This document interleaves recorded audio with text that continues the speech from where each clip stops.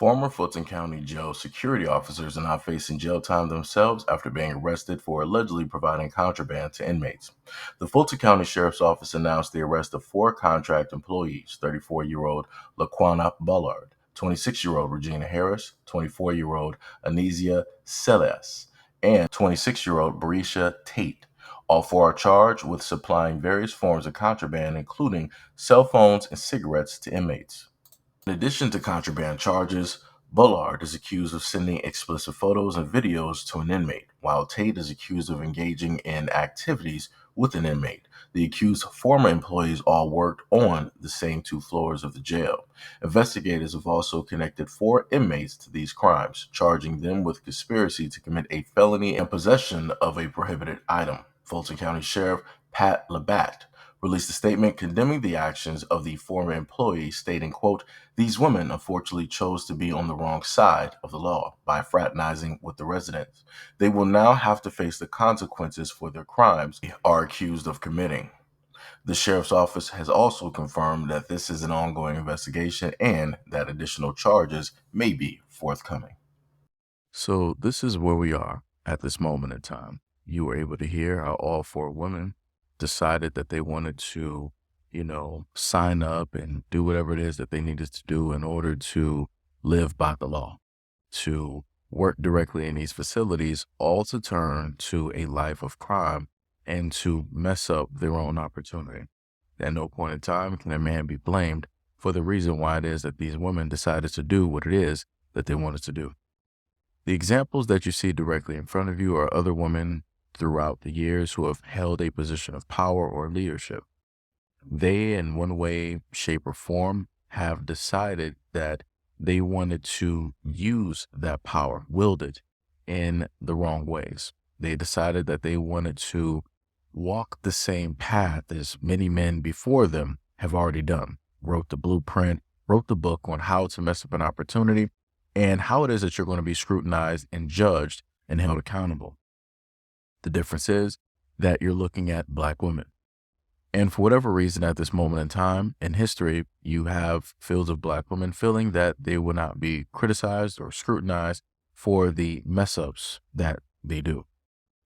Now, note that Black women over time have decided to scrutinize the great many of male leaders that have Black male leaders that have been out there, and they wanted to, go through with a fine tooth comb.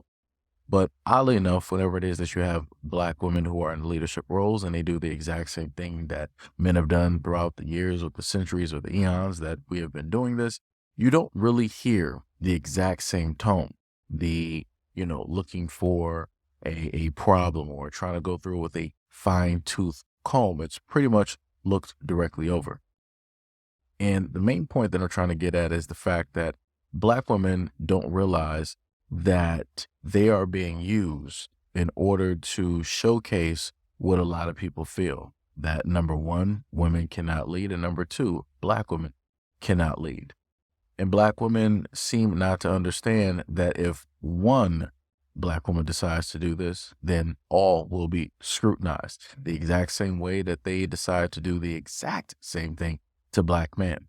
If a Black man decides that he wants to go for a leadership role and he wants to do money laundering or forging, what have you, then guess what? Every other Black man is going to be scrutinized, because I'm like, well, if one did it, then obviously the next one is going to follow the blueprint a little bit differently, but it's going to happen. It's just a matter of time and if or when that person is going to get caught. The thing is that Black women are not immune, even though they feel as though that they are immune. Or in certain instances, you will have Black women say that, oh, well, men play this game and it doesn't matter what we do, we're going to be scrutinized and yada, yada, yada. But the fact of the matter is that when wrong things are being done, it needs to be called out.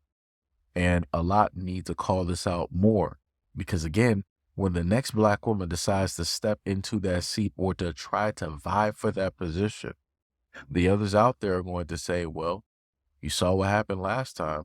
Why would you vote for the exact same thing again? It's only going to be worse, or it's only going to be the same thing. Again, the powers that be are allowing this to take place. Other people who are above any and all of these black women are allowing this to take place so that they can have example after example after example. And I want to know, I'm just listing a few directly in front of you, but the few will magically account for the many. That's the way that it's always been. Whether people like it or not, it is exactly what it is. If one black man just so happens to do a crime or do something in Alaska somewhere, a black man in Hawaii is going to get blamed. A black man in Utah is going to get blamed. A black man in New York, and so on and so on and so on. It's unfair, but that's just life. It just is what it is. You got to deal with the punches and you got to keep it moving. So again, I'm just simply stating for the black women out there, and I'm going to state this again. Y'all don't want to talk about these issues. Y'all don't want to talk about these problems. Y'all want to keep deflecting. You want to keep venturing onto the whole thing of, oh, well, if black men were leaders and if you guys would do this and if you guys would do that. Well, guess what, champ, sweetheart? You're now in that seat. You are now the leader. You're where you always wanted to be. And look at what's happening. Look at how it's deteriorating. Look at how it's falling down. Look at how it's collapsing. And look at how one is going to mess it up for the many. It's the exact same thing that I've talked about time and time again. But you all refuse to listen. You don't want to heed the warnings or the words. So what's going to happen next is that you're just going to fall. That's what's going to happen. There's not going to be warnings. There's not going to be a, hey, look over there. You're just going to fall. And you're going to sit up there and look around, and there's not going to be much, if anybody, to actually pick you up. Even other women that look just like you. So like I said before, I try my best to give out a little bit of information, a little bit of a warning to those out there that actually do listen, but to the rest, you're going to fall. Again, shout out to the women that have followed this platform for a very long time. I love you and I appreciate you. Thank you for everything that you do. To the rest of y'all that just got a problem, that just want to look for a problem, just want to argue, just to argue, you are going to fall. And it's going to be a hard fall that you're not even prepared for. And it's going to happen when you least expect.